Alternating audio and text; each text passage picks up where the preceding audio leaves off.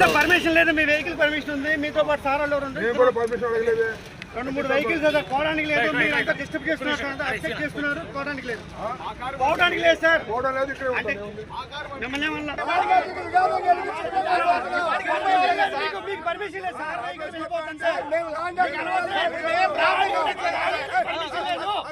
ర్యాలీలకు permission లేదు, అంతా video record అవుతుంది.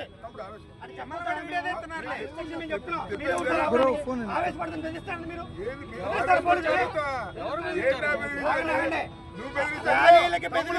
పోలీసు దగ్గర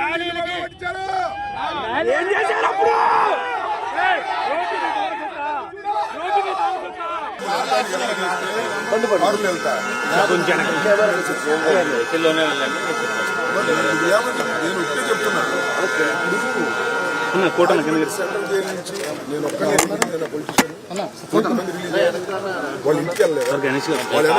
వాళ్ళ వెనకాల వెళ్ళలేదా? అనాథలం కాదా? మరి ఏంటిది వాడికి?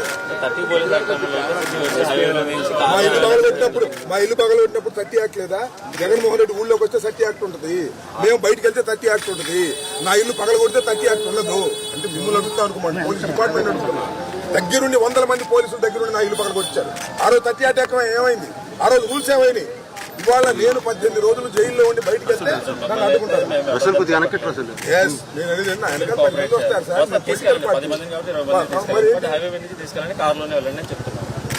కారులో మీరు ఎలా చేస్తే కారులో వెళ్తా, లేకపోతే ఇక్కడ నుంచి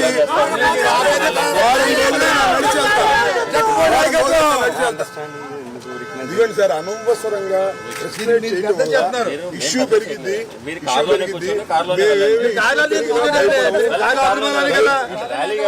లేదు, మీరు వెళ్ళండి, కార్లోనే వెళ్ళండి. 100 కార్లు ఇప్పుడు మీరు రూల్స్ అనేది స్ట్రిక్ట్ గా అన్ని చోట్ల అమలు చేస్తే సంతోషం. కొన్ని చోట్ల అమలు చేసి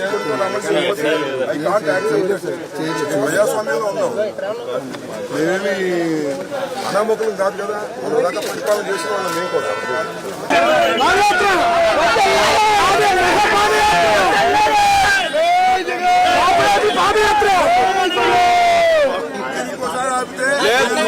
మీడియా ముందు డిక్లేర్ చేసి 10 రోజులు నడిచారు.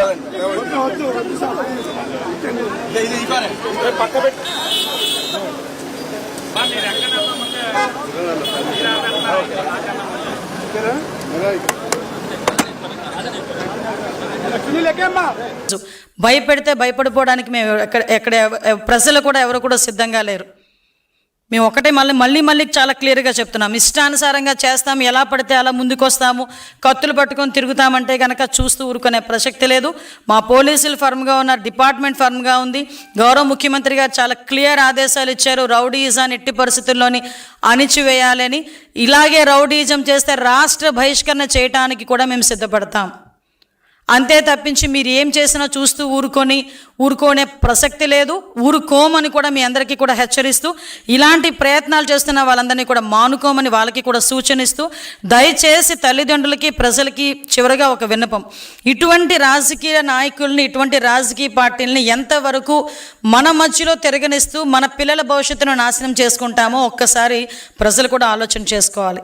మళ్ళీ చెప్తున్నా, ఇలాంటి రాజకీయ నాయకులు వెనకాతల మన బిడ్డల్ని పంపించేటప్పుడు ఆ బిడ్డల తాలూకా భవిష్యత్తుకి భరోసా ఉండే నాయకుడు వెనకతలు పంపించాలి తప్పించి ఇలా కత్తులు పట్టుకుని తిరిగే నాయకులు వెనకతలు పంపిస్తే నీ బిడ్డ భవిష్యత్తు నాశనం అవుతుంది.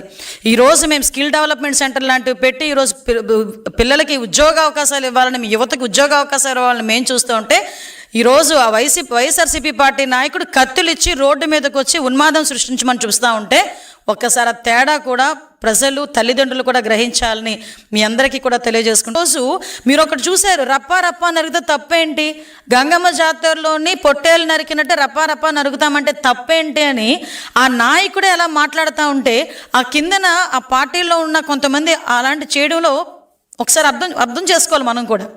ఈరోజు పిల్లల భవిష్యత్తు అండి, చిన్న పిల్లల భవిష్యత్తు నిజంగా చాలా బాధ అనిపిస్తుంది. ఇంటర్మీడియట్ చదువుకొని డిగ్రీలు చదువుకున్న వాళ్ళు ఈరోజు జైలు పాలయ్యారండి. వాళ్ళ తల్లిదండ్రులకు ఎవరు సమాధానం చెప్తారు? వాళ్ళ తల్లిదండ్రులకు తెలుసా ఇలా రోడ్ల మీద కత్తులు పట్టుకుని వెళ్తున్నట్టు? కానీ సరే, మనం చేస్తున్న పని ఇది తప్పు అని చెప్పుకోలేని నాయకుడా నేను అడుగుతున్నా. దానికి నిజంగా చెప్పాలి, ఆ రాజకీయ పార్టీ తాలూకా నాయకుడు, ఆ వైఎస్ఆర్సీపీ పార్టీ తాలూకా నాయకులు సమాధానం చెప్పాలి దీనికి. ఈరోజు ఇంతమంది భవిష్యత్తుని జైలు పాలు చేసిన వాళ్ళందరికీ కూడా వాళ్ళు సమాధానం చెప్పాల్సిన అవసరం లేదా? కుటుంబాలకి ఉందా లేదా? వాళ్ళ కుటుంబాలకి ఏం సమాధానం చెప్తారు? వాళ్ళ కుటుంబాలకు సమాధానం చెప్పడానికి అని చెప్పి వాళ్ళ వెనకత్తల మళ్ళీ ఏదో ర్యాలీ చేస్తారు కదా, సంథింగ్ సానుభూతిగా, వాటి దగ్గరికి వెళ్తారా? ఏ మొహం పెట్టుకుని వెళ్తారు? ఒక్కసారి ఆలోచన చేసుకోవాలి కదా. బిడ్డల భవిష్యత్తు, ఒక తల్లిదండ్రులు 17-18 సంవత్సరాల పిల్లడికి వచ్చినాయి అంటే ఇంకో 3 సంవత్సరాలు నాకు అందొస్తాడు, నేను పడ్డ కష్టం అంతా నా కొడుకు తీరుస్తాడు, నా కొడుకు నన్ను చూసుకుంటాడని ఆనందంగా ఉన్న తల్లిదండ్రులకి ఇలాంటి జెండాలు చేతిలో పెట్టి కత్తులు చేతిలోకి ఇచ్చి జైలు పాలు చేస్తూ ఉంటే ఆ కుటుంబానికి ఏం సమాధానం చెప్తారు నేను అడుగుతున్నాను.